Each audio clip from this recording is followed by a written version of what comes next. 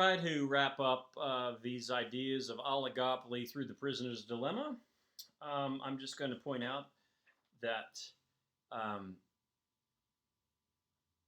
this idea that we're talking about, putting incentive, looking at the incentive structure in this matrix kind of formation where we can examine what we'd expect one party to do given the other party what to do, what the other party would do, is a subfield of economics. It's called game theory. The idea being something like this is like playing a game, and this is just the very baseboard model, the first model that you look at in any game theory class. From here, you start to look at the things that you might have thought about as we were looking at it. And that is the first thing is, well, what about the probability that the person will rat versus not? And you might weigh that into your decision as one of the players in the game. And indeed, that's done. That's done in game theory.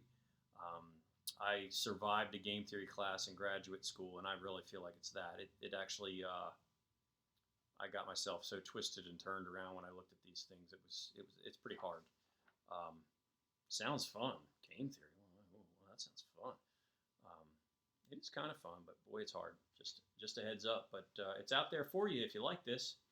The other thing I wanted to point out in closing is the policy implications of this, because this is also a little confusing. Because we're examining the prisoner's dilemma here. We could have done it with externalities. It fits in well there. But here it's done, as it sometimes frequently is, with oligopoly. So here we are, we've been talking about all these kinds of firms, and we get into this stuff. Well, recall, society faces a deadweight loss with monopoly. And oligopolists do have an incentive to collude to behave like a monopoly.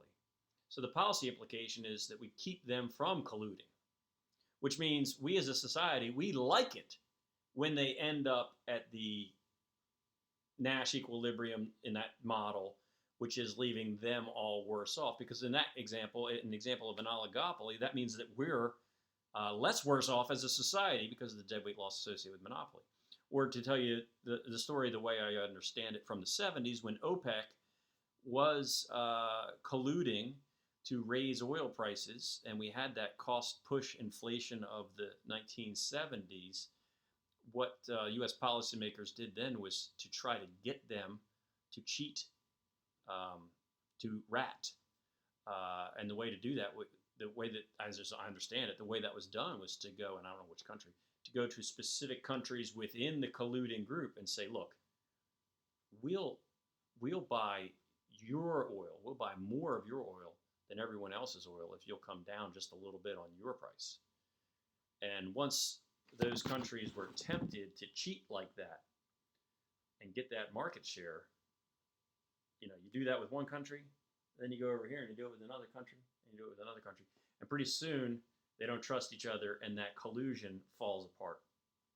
And they're back in their prisoner's dilemma and at the Nash equilibrium. So the policy to deal with an oligopolist is to keep them as small as possible, to keep them from colluding, to encourage that bad, if you want to call it that, the worst outcome that they face, because that's the best case for us as consumers.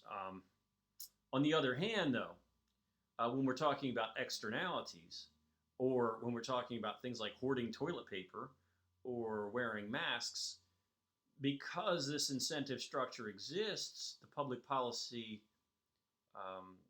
approach is to encourage cooperation or collusion, right?